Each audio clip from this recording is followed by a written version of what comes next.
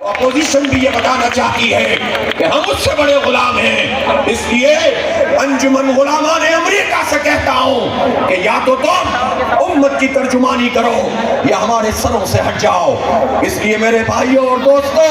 ملتان کے رہنے والوں، میں اولیاء کرام کی سرزمین میں آیا ہوں، میں محبتوں کی سرزمین میں آیا ہوں، اور یہاں آپ سے کہنا چاہتا ہوں کہ آپ نے تاریخی غزوات منعقد کیا ہے، یہ سلسلہ رکنا نہیں چاہیے۔ اس بائیکاٹ کی کیمپین کو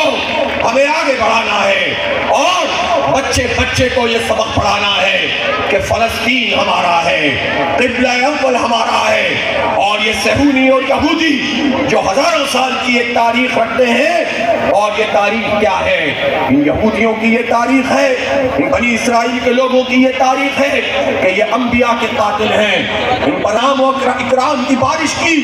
انہوں نے کفران نعمت کیا، ان کو سہولتیں دی گئیں،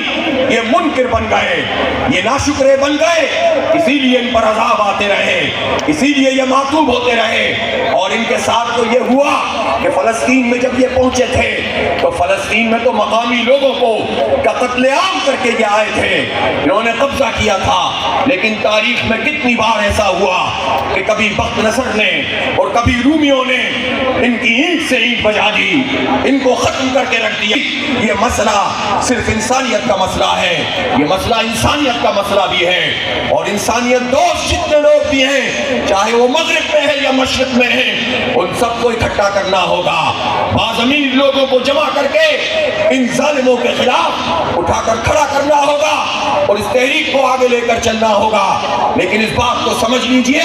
کہ یہ ایمانی مسئلہ ہے، یہ مذہبی مسئلہ بھی ہے، اور اپنے مذہبی عقائد کے مطابق یہ اپنا تھرڈ ٹیمپل بنانا چاہتے ہیں، اور یہ ظلم کر رہے ہیں، یہ جبر کر رہے ہیں۔ اس لیے ہم صہیونیوں کے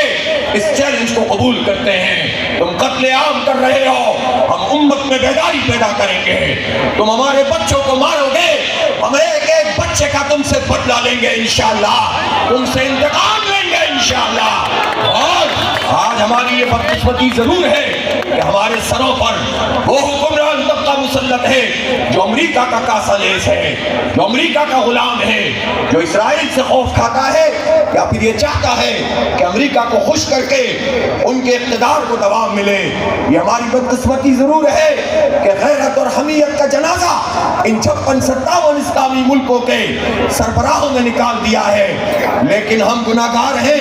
خطاکار ضرور ہیں، لیکن یہ امت بے حمیت نہیں ہے، اس کی حمیت جاگ رہی ہے، اس کی غیرت جاگ رہی ہے، اور پوری دنیا میں